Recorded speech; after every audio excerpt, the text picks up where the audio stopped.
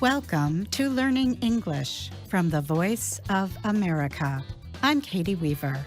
Today on the program, George Groh and Anna Matteo tell us what life has been like in Washington, D.C.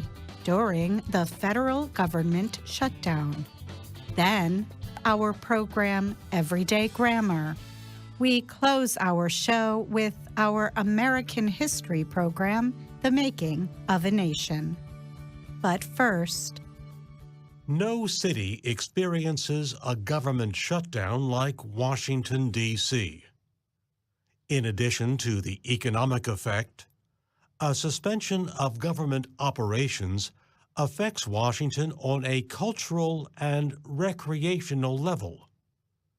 It influences almost everyone, from trash collectors to young parents, and even those hoping to get married. The United States Congress and President Donald Trump have not been able to reach agreement on a spending plan.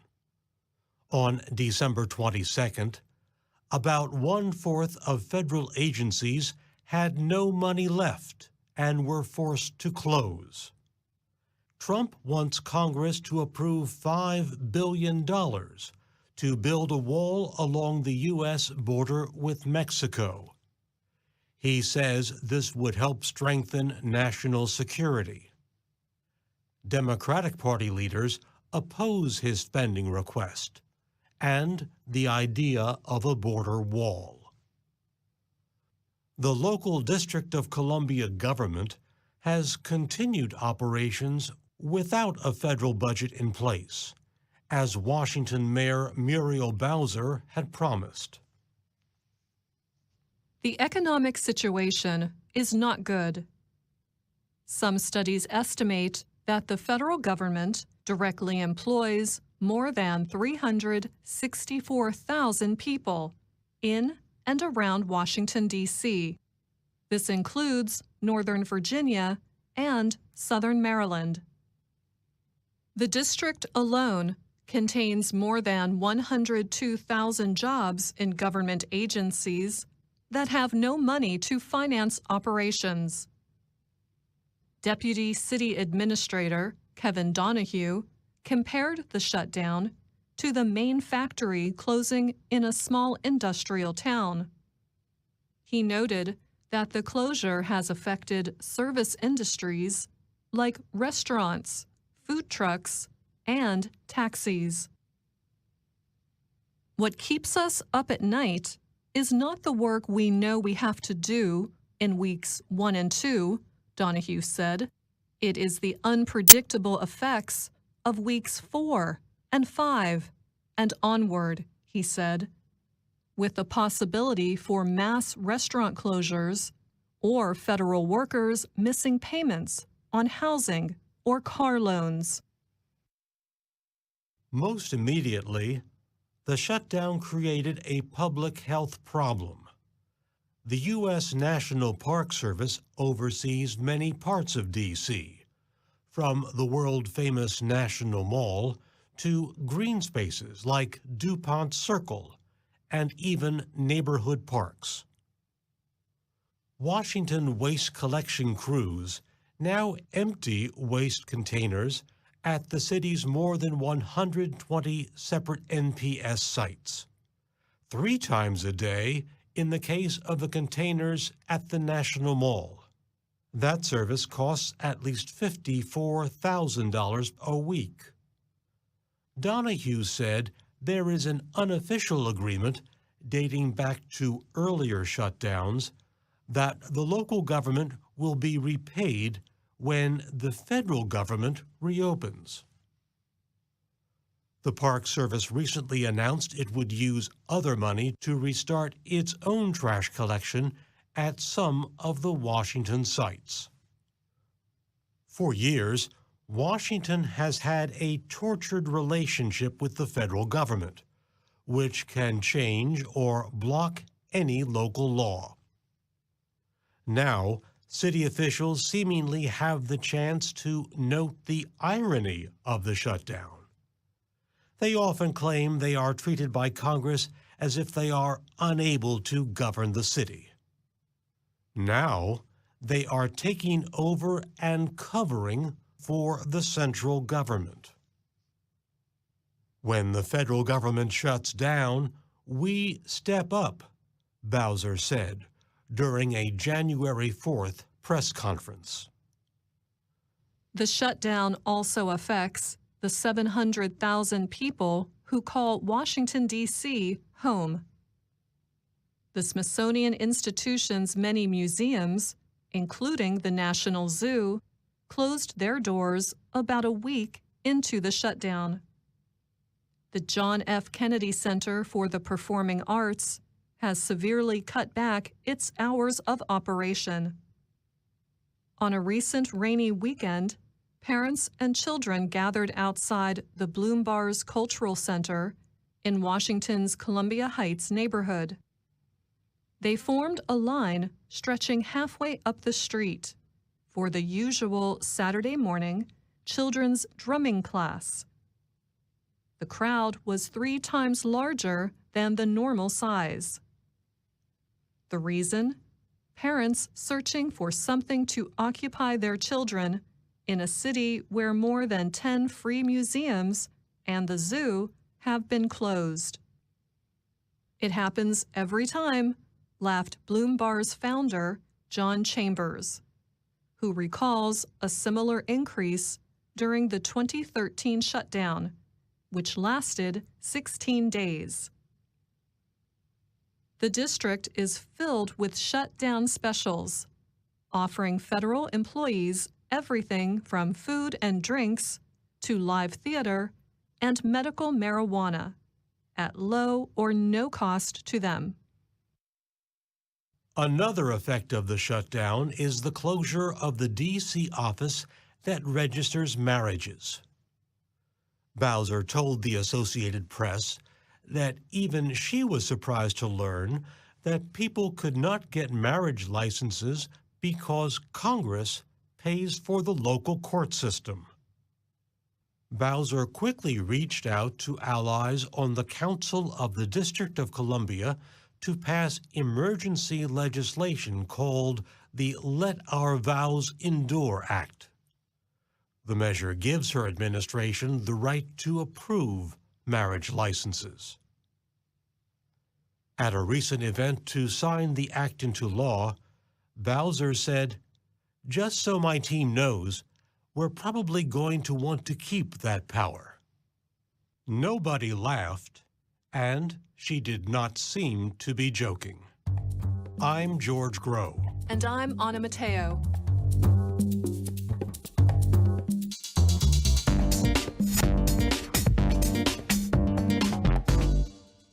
When I lived in Portugal, one of the simplest things to do was really hard for me: ordering food at restaurants. I worried about being laughed at or not being understood. Often, I said just the name of the food and please instead of full sentences. Ordering food in a foreign language can be frightening. But in today's everyday grammar, we'll give you some expressions and suggestions for ordering at American restaurants. Let's begin with greetings. When ordering food in any restaurant, it's a good idea to greet the person taking your order.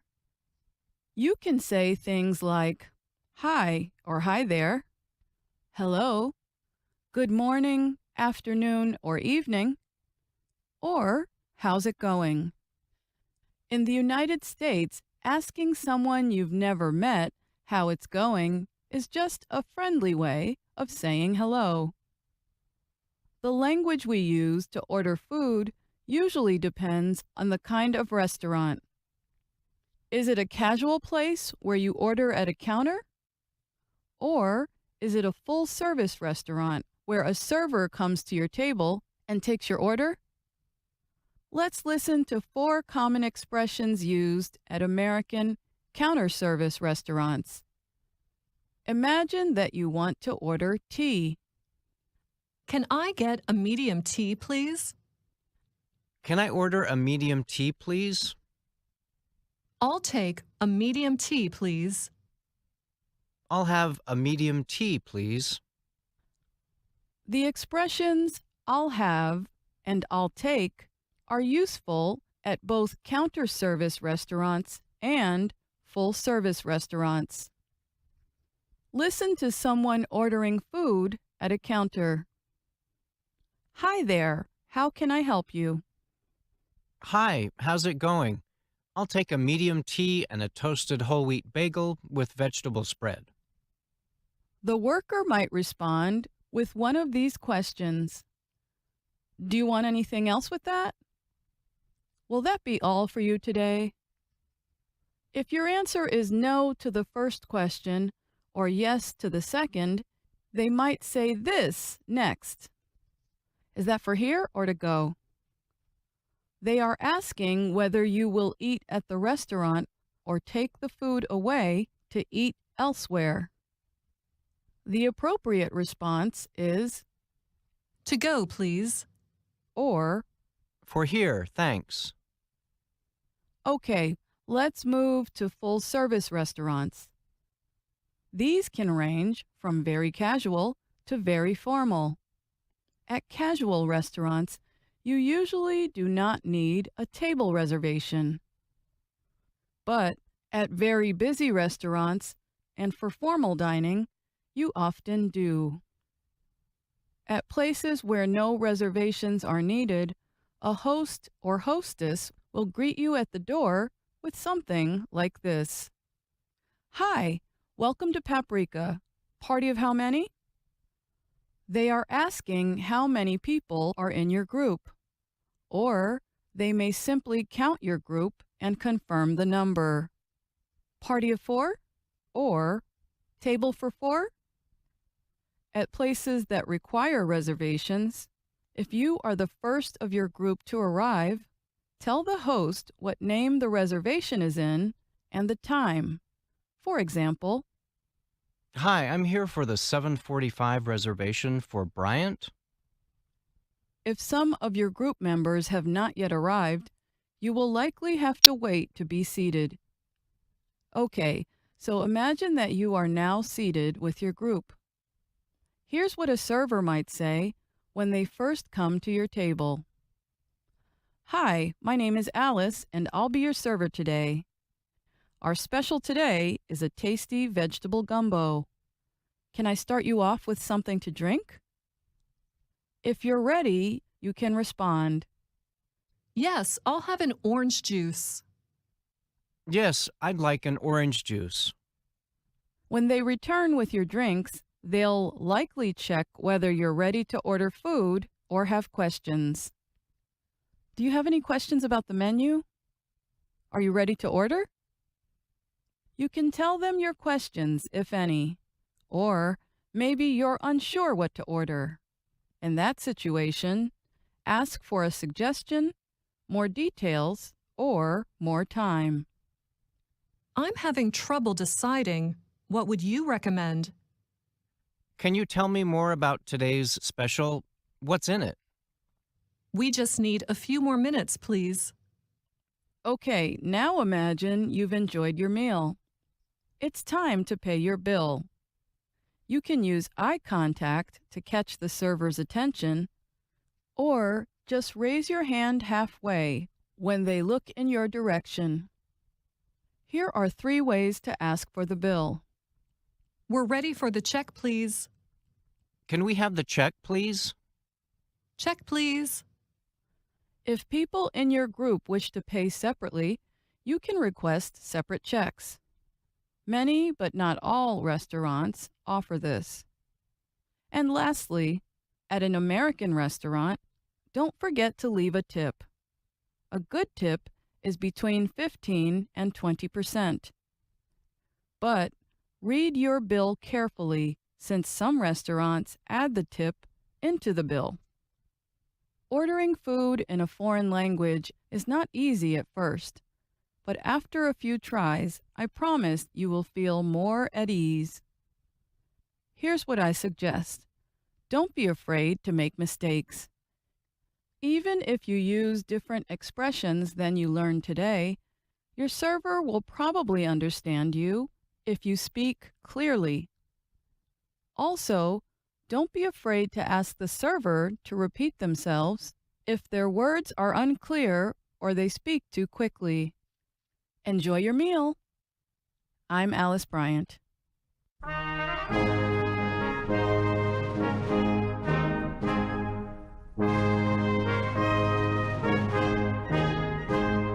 From VOA Learning English, welcome to the Making of a Nation. I'm Steve Ember. 1852 was a presidential election year in the United States. The Democratic Party held its nominating convention in Baltimore, Maryland. The meeting opened in June of 1852.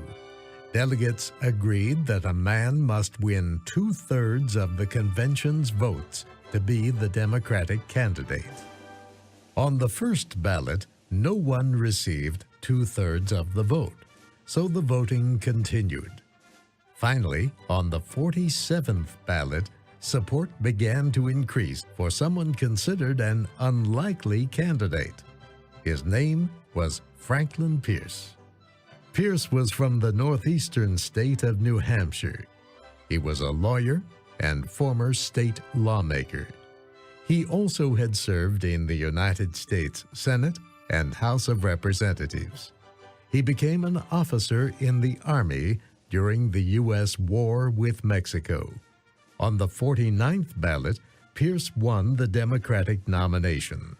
He would be the party's candidate for president. Pierce was a passionately loyal adherent of the Democratic Party and of its principles of negative governance domestically and spread-eagle expansionism in foreign affairs. Historian Michael Holt wrote a book about Franklin Pierce.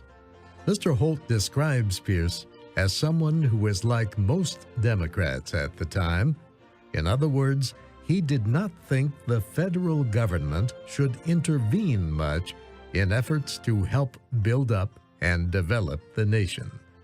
But he wanted the United States to play a big and powerful role internationally. Naturally, Democrats did not agree on every policy issue. In 1852, the party was sharply divided on whether the government should or could permit slavery to continue in the United States. But Democrats decided to limit their fighting with each other during the election campaign, and they all agreed to support Pierce. The Whig Party held its presidential nominating convention in Baltimore 2 weeks after the Democrats met. The same thing that happened at the Democratic convention now happened at the Whig convention. Delegates voted over and over again, but no man got enough votes to win. It took 53 ballots before one of the men, General Winfield Scott, won the nomination. On Election Day, Pierce won a crushing victory. The Democrats won not only the presidency, but also strong majorities in Congress. The Democrats' victory was so great that many people thought the Whig Party was finished.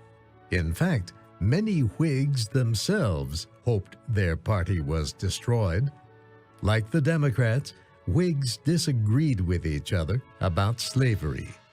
Northern Whigs wanted to form a new anti-slavery party, and Southern Whigs wanted to form a party that would better represent their interests. The Whigs lost badly in the 1852 elections because, unlike the Democrats, they were not able to bridge the differences between their Northern and Southern members.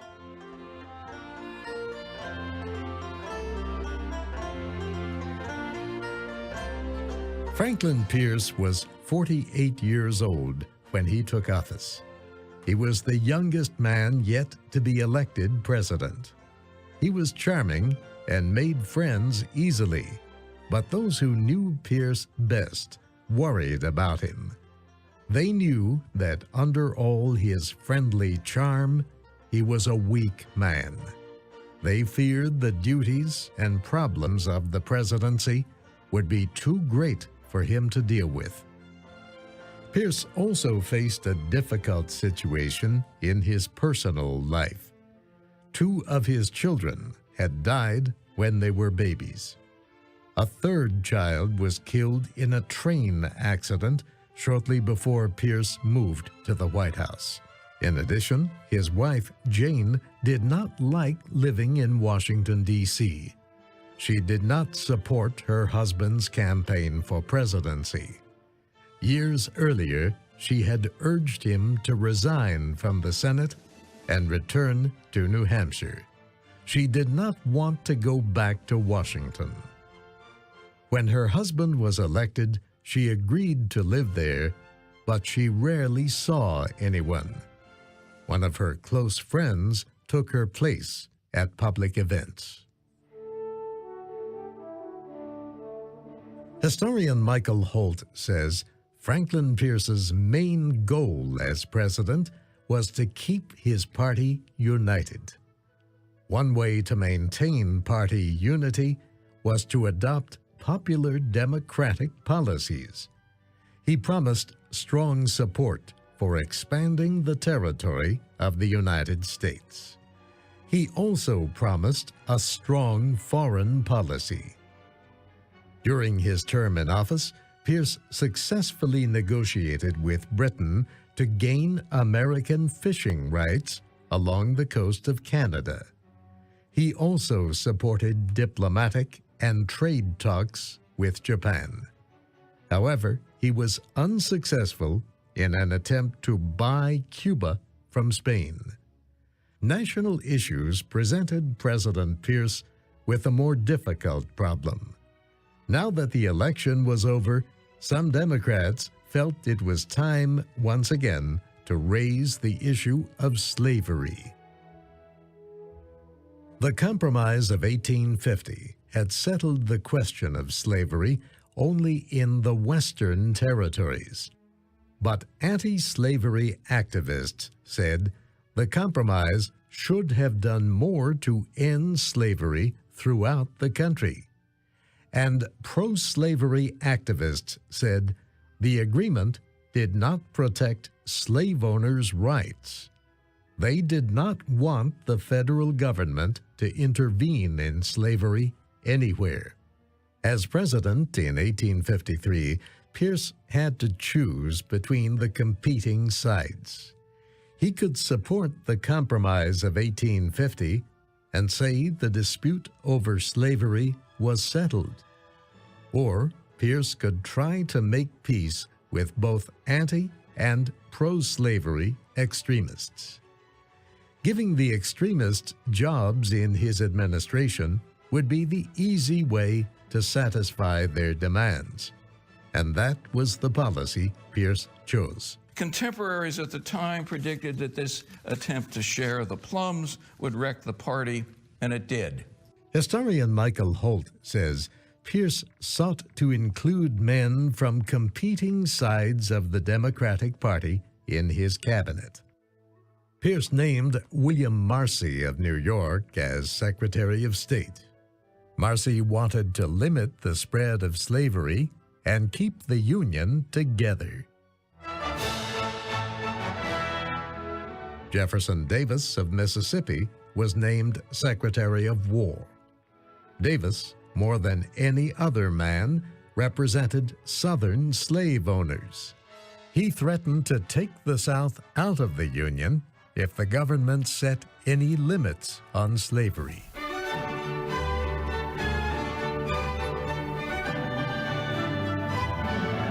Caleb Cushing of Massachusetts was named Attorney General. Although a Northerner, Cushing was a friend of many Southerners. He was a very able man, but his loyalties were not clear. James Buchanan of Pennsylvania was named Minister to Britain. All these men had strong ideas about the future of the United States. President Pierce found it difficult to control them. One senator even said the administration should not have been called the Pierce administration because Pierce did not lead it. He said it was an administration of enemies of the Union who used the president's name and power for their own purposes.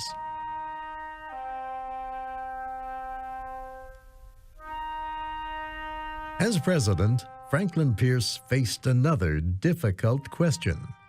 Where should the United States build its new railroads? The country had expanded, and white settlers were moving west.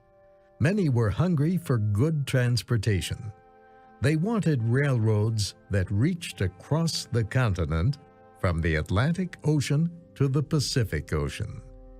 Engineers decided that 4 new rail lines would be possible. They could cross the southern, central, or northern parts of the United States. Illinois Senator Stephen Douglas, a Democrat, proposed that 3 of the lines be built. He said the government could give land to the railroad companies.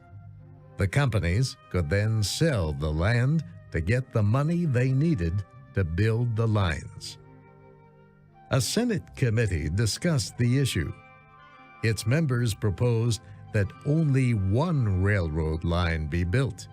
But which one? Many congressmen believed a southern line would be best. There would be little snow in winter, and the railroad would cross lands that were already organized as states or official territories.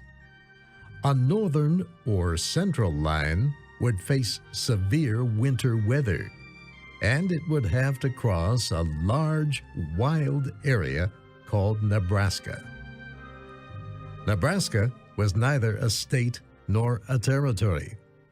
As a result, it did not yet have a local government that could support a railroad.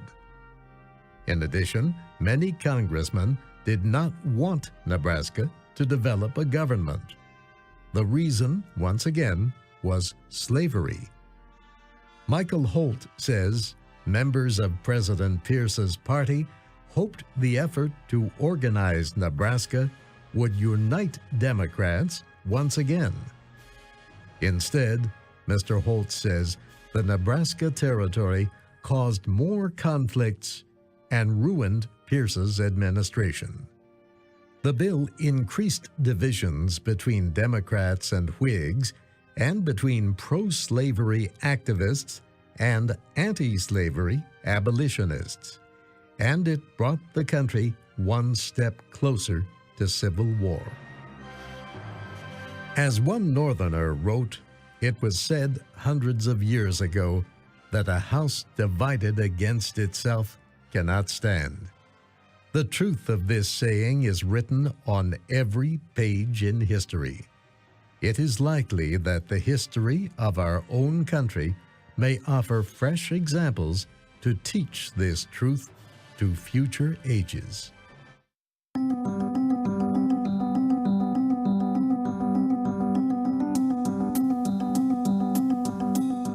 And that's our show for today. But we'll be back tomorrow, same time, same place, with more stories from around the world. For VOA Learning English, I'm Katie Weaver. Thanks for listening.